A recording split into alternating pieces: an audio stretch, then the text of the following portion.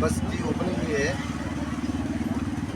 ये लगातार इंदिरा नगर, केजबी कॉलोनी और लतीफ़ नगर, टीपू सुल्तान नगर और अमन कॉलोनी, ये सारे लोग बड़ा लगातार इसमें तकलीफ में थे।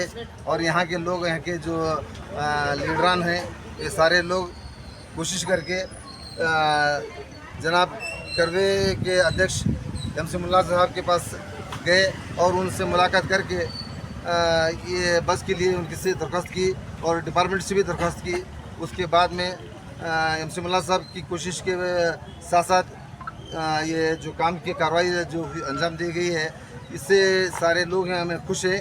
और हमें डिपार्टमेंट के डिपो मैनेजर और DTO और DC साहब से के शुक्रगुजार हैं कि उन्होंने हमारी दरख्वास्त को कबूल किया। और हम इस के साथ साथ MC मुल्ला साहब के भी शुक्रगुजार हैं। इतना कहते हुए मैं अपनी बात को खत्म करूँगा। MS ಚಗರಿಕರ್ ಅಂತ ಮಾತಾಡೋದು, KSRTC ವಿಲಿಯನ್ ಅಧ್ಯಕ್ಷ ಮಾತಾಡೋದು.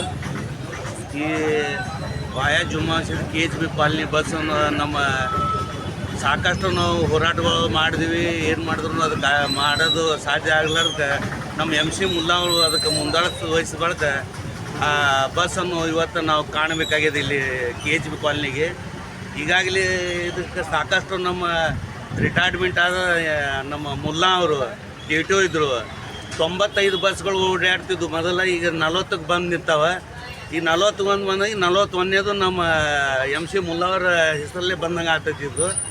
ಇನ್ನು ಮುಂದುವರಿಸಿ ನಾವು ಮಾಡಬೇಕಾದ್ರೆ ಇನ್ನು ಈಗ ನಮ್ಮ ಸ್ನೇಹಿತರು ಮಾತಾಡಿದ್ರು, ವಾಯಾ ಜುಮ್ಮಾ ಮಸೀದಿ ಬಸ್ಗಳನ್ನು ತ್ಯಾಗದ ಅರ್ಧ ರೋಡ್ ಆಗಿದೆ, ಇನ್ನೂ ಅರ್ಧ ರೋಡ್ ಆಗಿಲ್ಲದೆ. ನಮ್ಮ ಡ್ರೈವರ್ ಕಂಡಕ್ಟ್ರು ಆ ರೋಡ್ಲೇ ಬರಬೇಕಾದ್ರೆ ಅವ್ರ ಜೀವನದ ಮ್ಯಾಗೆ ಬರ್ತೈತೆ. ಸಾಕಷ್ಟು ಅವರು ತೊಂದರೆನೂ ಬಯಸ್ಯಾರ, ಆಕ್ಸಿಡೆಂಟ್ನೂ ಆಗ್ತಾರೆ. ಮತ್ತು ಇನ್ನೊಂದು ನಮ್ಮ ಆಟೋ ರಿಕ್ಷಾದವ್ರ ಸ್ನೇಹಿತರಿಗೆ ಕಳಕಳಿಯಿಂದ ವಿನಂತಿಸ್ಕೋತೀನಿ, ಸ್ವಲ್ಪ ಸೈಡ್ ಕೊಡೋದು ಅವ್ರಿಗೆ, ಮತ್ತು ಬಸ್ಸಿನವ್ರಿಗೆ ಬರೋ ಅಂಥದ್ದು ಅನುಕೂಲ ಮಾಡಿಕೊಡೋ ಅಂಥದ್ದು ಅವ್ರ ಹತ್ತಿರ.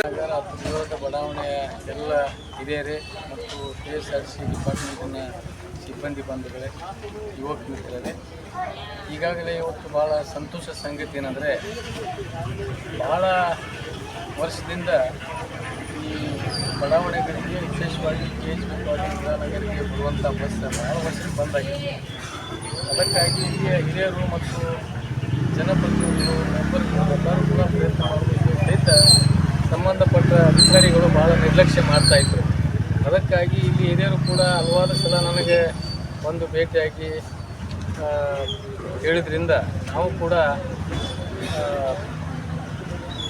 KSRTCಯ ಎಲ್ಲ DC ಅವರಿಗೆ ಮತ್ತು DT ಅವರಿಗೆ ಮತ್ತು ಡಿಪೋ ಮ್ಯಾನೇಜರ್ ಅವರಿಗೆ ಸಾಕಷ್ಟು ಸಲ ನಾನು ಕೂಡ ಹೇಳಿದ್ದೆ, ಇದು ಮಾಡಿಲ್ಲ, ಡ್ರೈವರ್ ಕೊರತೆ ಇದೆ, ವಾಹನಗಳು ಕೊರತೆ ಇದೆ ಅಂತ ಹೇಳಿ ನಾವು ಹೇಳ್ತಿದ್ದೆ ಬರೀ.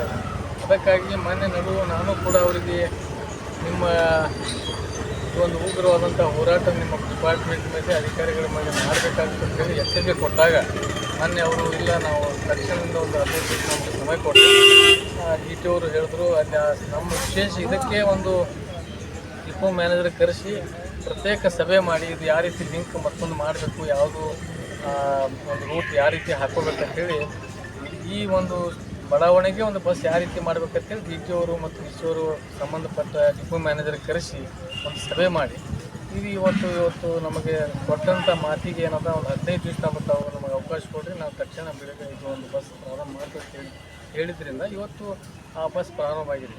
ಅದಕ್ಕಾಗಿ ಅದಕ್ಕೆ ಈಗಾಗಲೇ